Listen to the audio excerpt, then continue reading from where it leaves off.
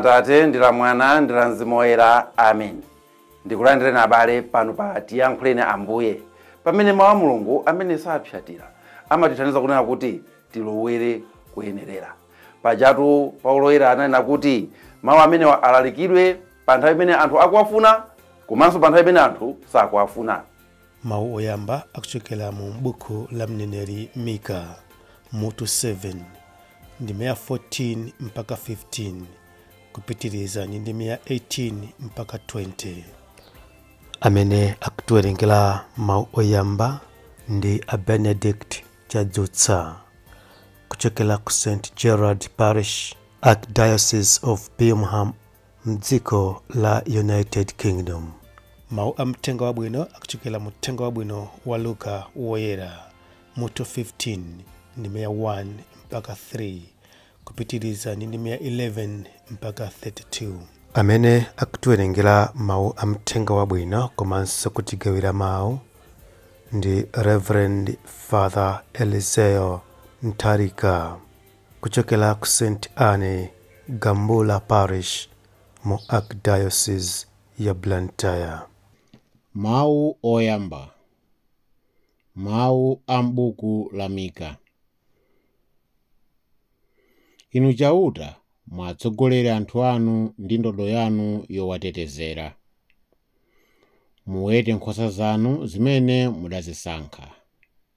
Tsopano zikukhala zokha m'nkhalango pakati pa dziko lachonde. Koma muzilole kuti zikadye ku busa labwino ku Basani ndi Giliyadi monga masiku akale. Chauta akuti ndidzaonetsa zodabwitsa monga masiku amene ankatuluka ku Igupto.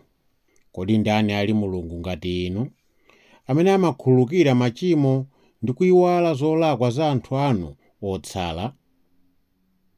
Simusunga mkwiyo mpaka muyaya, chifukwa muli ndi chikondi chosasinthika. Mudzatichitiranso chifundo. Mudzapondereza pansi zolakwa zathu, mudzataya machimo athu onse pansi pa nyanja. Mudzaonetsa kukhululuka kwanu kwa Yakobo ndi chikondi chanu chosasinthika kwa Abrahamu, monga mudalonjezera molumbira kwa makolo athu kuyambira pa masiku amakedzana. Mawu a Ambuye. Tithokoze Mulungu. Ambuye akhale nanu. Mthenga wabwino monga adalembera Luka woyera. Ulemu kwa inu Ambuye. Anthu onse okhomesa msonkho ndi Ayuda enanso onyozera malamulo ankabwera kwa Yesu kuzamva mawu ake.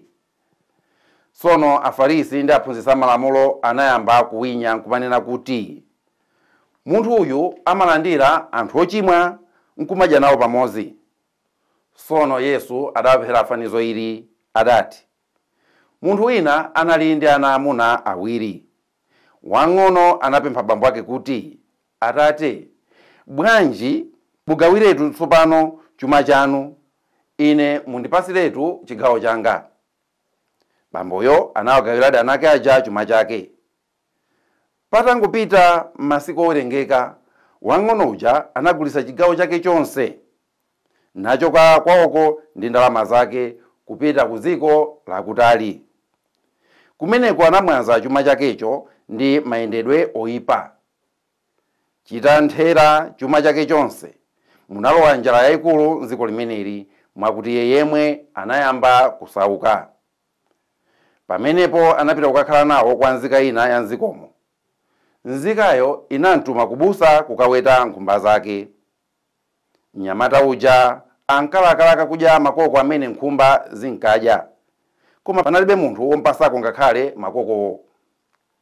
Atakhalakhala anazizimuka mu mtima mwake, ndipo anati, achulukirenji antchito a bambo anga amene ali ndi chakudya chokwanira mpaka kusalako, pamene ine ndikufa kuno ndi njala. Basi ndinyamuka ndipita kwa bambo anga, ndipo ndikanena kuti, Atate, ndinachimwira Mulungu wakumwamba ndi inu nomwe. Sindili woyenera kutchedwanso mwana wanu, mundilole ndisanduke mmodzi mwa antchito anu. Choncho ananyamukadi napita kwa bambo ake. Koma akubwera patali, bambo ake anamuona namumvera chisoni. Anamthamangira, namkhumbatira ndi kumpsopsona. Mwanayo adati, Atate, ndinachimwira Mulungu wakumwamba ndi inu nomwe. Sindili woyenera kutchedwanso mwana wanu. Koma bambo ake anauza antchito ake kuti, thamangani mukatenge mkanjo wabwino kwambiri mumveke. Mumumvekenso mphete kuchala ndi nsapato kumapazi. Ndipo katengeni mwana wa ng'ombe wonenepa uja, muphe tidye tikondwere. Chifukwa mwana wangayo anafa, koma tsopano wakhalanso moyo. Adatayika, koma tsopano wapezeka.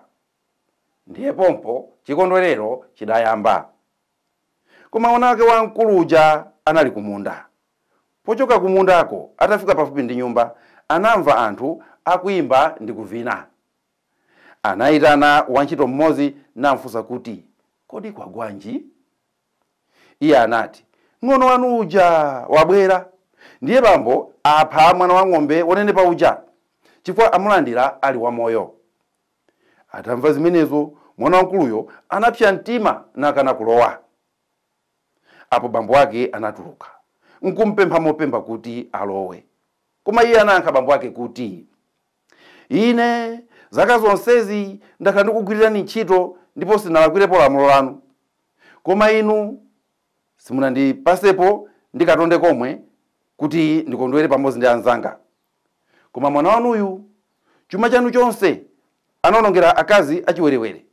Ndipo pamene wabwera mwamphera mwana wa ng'ombe wonenepa uja. Bambo wakewo anamuyankha kuti, mwana wanga, iwe uli ndi ine nthawi zonse, ndipo zanga zonse nzako. Kunayenera kuti tikondwere ndi kusangalala, chifukwa ng'ono wakoyu anafa, koma tsopano wakhalanso moyo. Anatayika, koma tsopano wapezeka. Mthenga wa Ambuye. Ulemu kwa inu Ambuye Yesu Khristu. Abale anzanga, ndafuna kuti inu ndi ine munyengo ino ya Lenti tizipase khalidwe lina lake limene mwina tilibe. Chifukwa tucholinga cha masiku 40 amene wanchiona kuti usankhe kakhalidwe kena kake kamene ukukafuna, ukapange practice, akamata masiku 40 ukhale utakajaira, chikhali chitasanduka chizolowezi chako. Inu muzipangire zimenezo. Masiku asalawa, pezani china chake chimene mukufuna kuti chikhale chizolowezi chanu. Pezani mtima wina wake umene mmausirira, muupange ukhale mwa inu. Ndipo lero tikunena kuti tikufuna kuti tizimva kukoma kukhululuka. Kodi inu kukhululuka kumakukomerani? Tizimva kunong'omera ukankhululukira wina wake. Tikuziwa kuti anthu amamva kukoma akakhululukidwa. Koma ndafuna titembenuke, tizimva kukoma wina wake ifeyo tikankhululukira. Mawu oyamba akumuza Mulungu kuti Ambuye mutilamulire inuyo. Inuyo mukhale mtsogoleri wathu.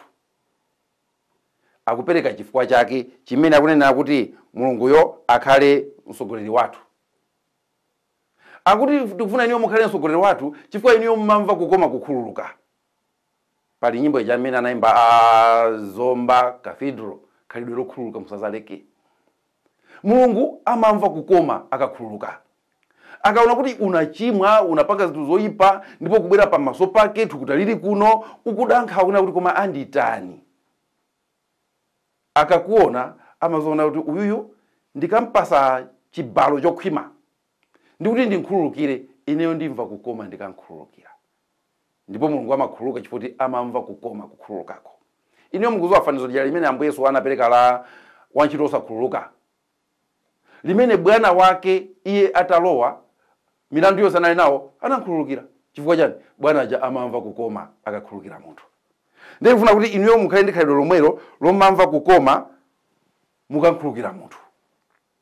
Akunena kuti Ambuye inuyo simusungira mangawa. Chifukwa kuti ukasunga mangawa ndiye kuti ukumva kukoma kusunga mangawa wako. Koma kuti Mulungu sasungira mangawa chifukwa kuti iyeyo amamva kukoma kukhululuka. Akuti zoyipa mmazisesera pansi. Zoyipa mmazisesera pansi. Bible imene kuti chikondi chimachosa machimo. Zoyipa mbazesera pansi. Inuyo mukhale mbanja mwanu ndipo mukhale munthu uja amene nthawi zonse mukumakokomeza zoyipa za anzanu kapena zoyipa za akazanu. Ndikuti ndi munthu amene kukhululuka simumakumva kukoma. Koma nthawi zonse munthu uja akakhala kuti wapanga chinthu mmakachisunga. Muli ndi ka expand pena pache pamene mmasungamo mikwiyo yanu. Yona kuti munthu uja akazapanga china mukavumbuluse kuchokera mu expand muja ukumbukira unapanga chakuti. Ngati muli munthu amene mmafuna kuti nthawi zonse muziyang'ana zoyipa za wina wake uja, nthawi zonse muziyang'ana zofoka zake, zili ndinu moyo simuzamva kukoma. Tatenga ndi chisanzo mawu amuthenga wabwino tawerengachi. Mwana wankulu uja samva kukoma kukhululukira mng'ono wake. Ndiye muumve mene akukokomezera machimo a mphwake. Akuti abambo anga inu zoona mwana uyu anatha chuma chanu chonse. Koma ndizoona kuti uja anatha chuma chonse. Kesa pochoka nena kuti mungondipasa gawo langalo. Edi. Anangoenda kuti mungondipasa gawo langa nzipita nawo. China ichi anachisiya. Koma uja pobwera nena kuti chani. Mwana uyu wononga chuma chake chonse, chuma chanu chonse anaononga. Ndipo anathera akazi achiwerewere ngati analiko. Iye anazo kuti munthu uja amapanga za chiwerewere. Mwina amango mwamowa. Koma iye uja kunena kuti wathera ndalama zanu akazi achiwerewere. Samva kukoma kukhululuka. Mpaka na wakana kukalowa nyumba muja. Ati chifuna kuti atate aja apha mwana wangu mbonene pa amene iye amakanzulira. Ali koma ine ndikhale ozulira ino uyo wangu bera andiye. Koma kuti olo abale ndikuti munthu uja mwana uja olowera uja mwana wangu uja anadi yekha. Kesa mwana wangu uja anaphedwa kuti onse akondwere limodzi. Iye akanapita mu akanadi anawonso. Anthu amene samva kukoma kukhululuka. Akunena kuti Mulungu amamva kukoma kukhululuka. Taonani bambo ake a mwana olowera uja. Mene akumvera kukoma kunkhululukira mwana uja. Akuti mwana uja atabwera kuti azafotokoze atate ndinalakwira kumwamba ndinalakwira inunso sindiloyenera kuti ndikhale mwananu asanamalize atate aja kunena kuti chani inu tapitani mukatenge chovala mumveke. Tapitani mukatenge mphete mumwikire kuchala kwache. Pano tikupanga pangano laso pano pangano la nyuwani katenge ni mphete mumuveke. Katenge ni sapato platform mumveke ya bata. Bambo aja akumva kukoma kukhululuka mwena kuti aukatenga zina ndikumpasanso. Iniyo mukazafika pomamva kukoma kukhululuka. Muzi kumuyang'ana munthu uja kunena kuti uyu tikupanda ine anapita. Uyu lero kudumba apa chifuna kuti ine ndinankhululukira. Mkazi uyu kupanda kuti ndinankhululukira ukwati utatha kale. Mamuna uyu kupanda kuti ndinankhululukira zitathapo kale. Awatu kupanda kuti tinakhululukira ali kundende siku la lero. Ndimanena nthawi zonse kuti inu ndine tikuyima pamenepo chifukwa cha chikhululukiro. Anthu atikhululukira zambiri. Anthu amene anamva kukoma kukhululukira ndi amene atipangisa kuti ifeyo tizipezeka pano siku la lero. Choncho tiyeni munyengo inoyi tisakhale anthu omakonda kulangana. Tisakhale anthu omakonda kubwezerana zoyipa. Tikhale mtundu umene tikutha kusenza machimo a anzathu molomo atenga kuti tiasenzese machimo awo alemere okha. Tizimva kukoma kukhululuka. Kukhululuka kuli kukoma kwake. M'dzina la Atate ndi la Mwana ndi la Mzimu Woyera. Amen.